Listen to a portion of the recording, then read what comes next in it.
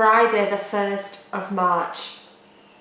Where on earth has February gone? It just feels like it was literally 5 minutes since I updated my January progress with you guys. I have no idea where time is going. It is incredibly scary that all of a sudden you start a week and before I know it, it's Friday as it is today, and then it'll be Monday morning and it's back to work. I've not known time fly in this way, and it's just because I am so unbelievably busy with work. So in terms of progress this month, not as much as I would have naturally liked, just because I've been so tired. I've had like a throaty bug simmering for just over a week now, and you know when you're just generally tired, so I've been getting no more than an hour stitching, if that, a night, and there's been a number of occasions where I've actually fallen asleep in front of the TV, then had to drag myself up to bed. I don't know quite what it is, but I've just been whacked, absolutely whacked. But yeah, I did want to come on and share with you what I've been up to. I'm a lot behind in terms of replying to comments, and that is just purely because work has just gone off on one. But anyway, enough about that. So I thought I'd share with you my progress and some plans that I've got for next month as well, in terms of what I want to achieve in March really. So without further ado, let's start with the whips. So last time I was with you, I showed you where I was with Steam Heart. So this is my Heaven and Earth design. This is artwork by Chris Ortega. So I'll put in a picture of what she will eventually look like, we say, in however many years that will be, and also where I was last month. And then I'll just grab my progress. It's probably easier if I stand to do it. So let me get myself positioned. So I have continued to work this page down here, and that is almost finished, and then I came back up and started to fill that section in there and the top of this page.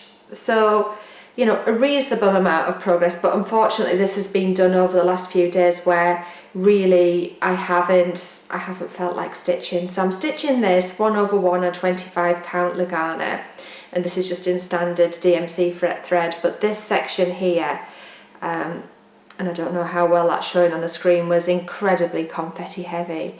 There's a lot of colours within that. So yeah, almost finished this section. So that's almost 9 pages of this stitch. So I want to get this bit done, and then the plan is to get across and onto her, and I want to get this section done. And then I think what I'll do with this is work down the page rather than sort of do the top section. I think that's what I'll do. I think I'll just gradually work my way down.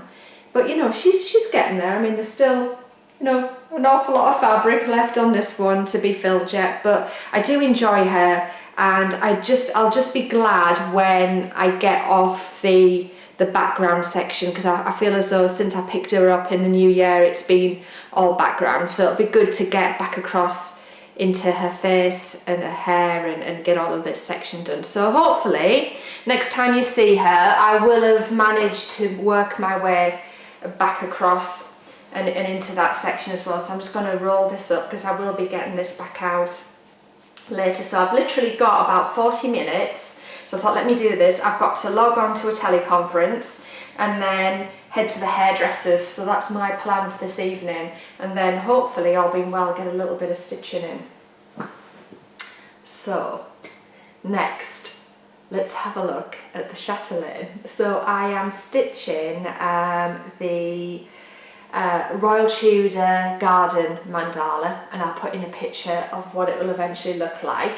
And as you know, I did a video in my, well, it was kind of starting, sort of organising it and starting it really. So you've seen a reasonable amount. I've got this frame wrapped in pillowcases just to keep it clean. So I'm stitching this on, I went for a 28 count antique white jobbling in the end for this.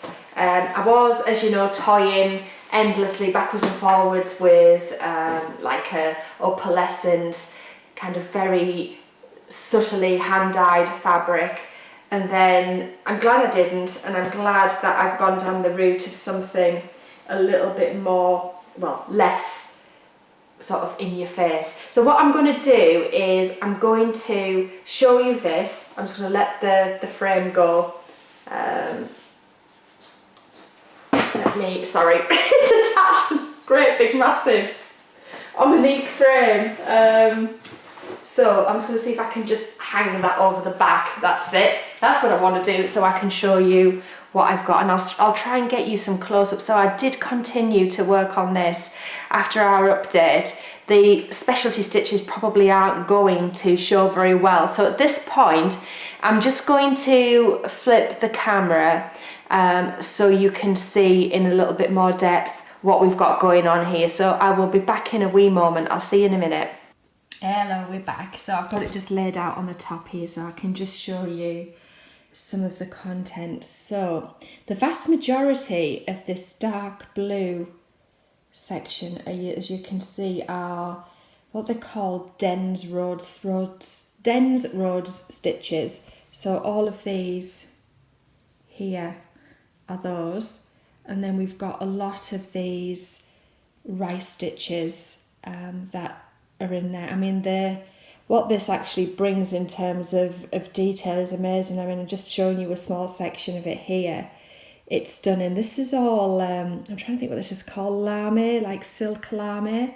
Just about everything I'm working this in has been silks at the moment, and then obviously introducing some petite treasure braid as well. So there's Gloriana silks that I've worked with, MPI silks, silk lame, and I'm trying to think what this was here. Dinky dyes I think I started to introduce here as well. I've never stitched with such an array of beautiful threads in my life, and it's only really when you get ever so close that you appreciate the level of the detail in here. But I did say this had been my first experience of a chatelaine, and you know, it's not complicated. The instructions are set out perfectly. It's been a wonderful experience. So I'm going to return back now to the other view.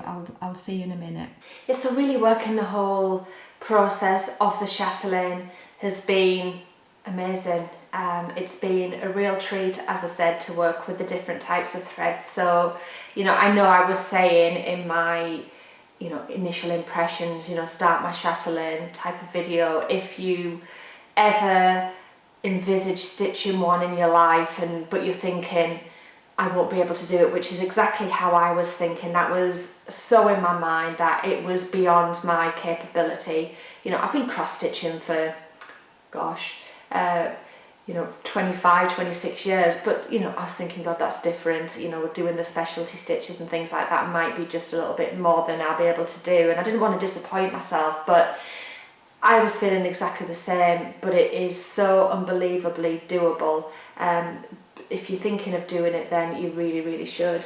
I do have some new needle minders that I wanted to show you. Bear with me whilst I go and get the other two, because they're super nice and they go really well with that design. So I'll be back in a wee moment. These have literally only been my purchases this month. So I bought these two needle minders. I was looking for something that had sort of a royal feel, with it being the Tudor mandala, and you'd be surprised at how difficult it is to get. I wanted a crown. It's so hard to get a crown. I found a really nice website on Etsy. It's called JoozGlitznBitz, and I'll link her Etsy store below for you. I'm going to leave her a review. She's just, honestly, it looks like it's just a new site that she's setting up. She's got some really, really nice needle minders, and they are a really, really good price point as well. I mean, you know, generally needle minders aren't particularly expensive, but considering the size of one of these that I've got, you know, for £4, honestly, it's a steal. So I got this little crown. I hope you can see that okay. So it's like a nice little diamanty type crown. So I thought, yeah, I definitely wanted a crown on there, or a tiara type thing for the royal feel. And then I got this. Look at this. How gorgeous is that? I've never seen anything as unusual or different as that, and I don't know if she had any more, but you know, when you see it, and I just had to grab it. It's like it reminded me of a brooch, and it's got all the lovely jewel tones in that are going to come through the mandala, and I thought, yeah, you know what, that's just going to add such a nice feel to it. And then I was back on, not on her site, but on the Needlekeep Emporium, and again I'll link Kate's site below for you. But I was thinking then another type of theme. So if you think back about Henry VIII and, you know, religion in particular, and how he moved away from the Catholic Church so he could divorce Catherine of Aragon to marry Anne Boleyn, I wanted like something that had a little bit of a religious connotation to it. So it's still on the paper here, but I got this this cross. And obviously, if you're thinking of Catholic Church, you're often thinking of like the crucifix with Jesus Christ's body on, where, you know, when you move to a more Anglican type of church, which he did, Protestant church, it's obviously that element goes away. And I just felt like this was, I don't know, it was very Tudor to me. It sort of had a really Tudor feel, very ornate, and I thought, do you know what, that's a gorgeous needle minder. It's quite big, I mean, that's the size of my hand, so it's a decent sized needle minder, but I just thought, I loved it. And so I've got my 3 really nice themed needle minders for that. And while I was at it, the last thing I bought this month, because I'm really not buying anything at the minute, I got myself a tacky bob from Crafty Kitten, just so when I start the beading, things aren't flying everywhere. I was tempted to buy, you can get needle minders that have like the same material on as the tacky bob, but I just thought I'm going to end up getting loads of Daisy's fur on it, dust, things like that. So I just thought I'd get like I don't know if you've seen one of these. I think this cost me £7. As I said, it came from Crafty Kitten. It's like a CD box, and then look, both sides of this are tacky, and you just close it up, so you can actually leave your beads stuck on there. So say I'm working on my chatelaine and I start beading, I can tip my beads onto it and say, I don't know, I need to move away and do something, just snap the cassette up and move away. So I thought that was quite a nice idea. So yeah, I've got my lovely needle minders. Piece of fun rotates. Sorry, phone, bear with me. Let me just put it on silent. I thought I'd put it on silent already. Sorry, that threw me. That's going to stop in a minute. So anyway, I got those. That was my only sort of stash acquisitions this month. Right, okay then, let's move swiftly on.